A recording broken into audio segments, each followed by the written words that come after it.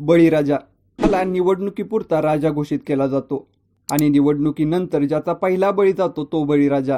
सध्या राज्यातील शेतकऱ्यांची अवस्था तीच झाली आहे, कारण सत्तेवर यायच्या आधी महायुतीने त्यांच्या जाहीरनाम्यामध्ये कर्जमाफीचे आश्वासन दिलं होतं। निवडणुकीच्या प्रचारात राज्याचे मुख्यमंत्री देवेंद्र फडणवीस यांनी शेतकऱ्यांचा सातबारा करू, कोरा कोरा कोरा असं आश्वासन दिलं होतं। आता राज्यात महायुतीचे सरकार आल्यानंतर राज्याचे उपमुख्यमंत्री व अर्थमंत्री अजित पवार यांनी राज्यातील सर्व शेतकऱ्यांनी 31 मार्चच्या आधी आपापले पीक कर्ज भरा असं सांगितलं होतं। शेतकरी कर्जमाफी करण्याची राज्याची परिस्थिती नाही असं अजित पवार यांनी काही दिवसांपूर्वी सांगितलं होतं। अजित पवार यांच्या वक्तव्यावर राज्याचे मुख्यमंत्री देवेंद्र फडणवीस यांनी अजित पवार यांची भूमिका सरकारचीच आहे असं स्पष्ट केलं होतं। त्यामुळे शेतकरी चांगले संतापले होते। यामुळे नांदेडच्या देगलूर तालुक्यातील एका शेतकऱ्याने स्वतःच्या शेतात जिवंत समाधी घेण्याचा प्रयत्न केला आहे, तर दुसरीकडे वाशिमच्या एका शेतकऱ्याने पीक कर्ज भरण्यासाठी स्वतःचे अवयव विकायला काढले आहेत। ही शेतकऱ्यांची अवस्था आहे त्या देशात ज्याला कृषीप्रधान देश म्हणून ओळखलं जातं। हा संपूर्ण प्रकार काय आहे हे जाणून घेऊया या व्हिडिओमधून। नमस्कार, मी एपी आणि तुम्ही पाहताय मुद्द्याचं बोला। विधानसभा निवडणुकीपूर्वी महायुतीच्या सरकारने शेतकरी कर्जमाफीचे आश्वासन दिलं होतं। महायुतीच्या जाहीरनाम्यात याचा उल्लेख देखील करण्यात आला होता। मात्र सत्ता स्थापन झाल्यानंतरही राज्यात कर्जमाफीचे काही संकेत दिसत नाहीत।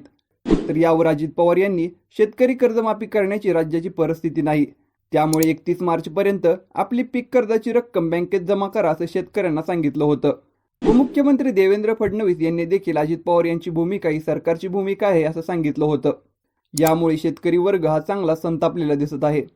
यात नांदेडच्या देगलूर तालुक्यातील शेतकरी शंकर जाधव पाटील यांनी कर्जमाफीच्या मागणीसाठी स्वतःच्या शेतात जिवंत समाधी घेण्याचा प्रयत्न केला आहे। यासाठी त्यांनी शेतात खोल खड्डा देखील तयार केला आहे। जर सरकारने कर्जमाफी नाही केली तर आपण जिवंत समाधी घेणार असा पवित्रा त्यांनी घेतला आहे। शंकर पाटील यांच्याप्रमाणेच वाशिमचे शेतकरी सतीश यांनी कर्ज भरण्यासाठी आपले अवयव विक्रीला काढले आहेत। अवयव विक्रीचे दर लिहिलेले फलक अंगावर लावून ते वाशिमच्या मुख्य बाजारात उभे होते। त्यात किडनी 70,000 रुपये, लिव्हर 90,000 रुपये तर डोळे 25,000 रुपये असा दर त्यांनी लावला होता। सतीश यांची जेमतेम 2 एकर शेती आहे, त्यावर 4 लाखाचे पीक कर्ज आहे। त्याचे हप्ते देखील थकले आहेत, परिणामी व्याज देखील वाढलं आहे। त्यामुळे सतीश यांनी कर्जफेडीसाठी अत्यंत हृदय पिळवटून टाकणारा निर्णय घेतला आहे। तर तिकडे कृषी मंत्री माणिकराव कोकाटे हे नाशिकमध्ये अवकाळी पावसामुळे नुकसान झालेल्या भागाची पाहणी करत होते। यावेळी एक शेतकऱ्याने कर्जमाफी संदर्भात त्यांना प्रश्न विचारला। या प्रश्नावर कृषी मंत्री चांगले संतापलेले दिसले।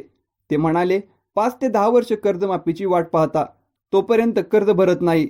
कर्जमाफीच्या पैशातून लग्न व साखरपुडा करता। सरकारी आकडेवारीनुसार राज्यात दररोज 7 शेतकरी आत्महत्या करत आहेत। तर राज्य शासनाचा युवा शेतकरी पुरस्कार प्राप्त कैलास नागरे यांनी पाणी प्रश्नासाठी आत्महत्या केली आहे। मंडळी, शेतकरी कर्जमाफी संदर्भात तुमचं मत काय आहे ते आम्हाला कमेंट बॉक्समध्ये नक्की कळवा। आणि व्हिडिओ जर आवडला असेल तर अशा नवीन व्हिडिओ पाहण्यासाठी मुद्द्याचं बोला या यूट्यूब चॅनलला सबस्क्राईब करा।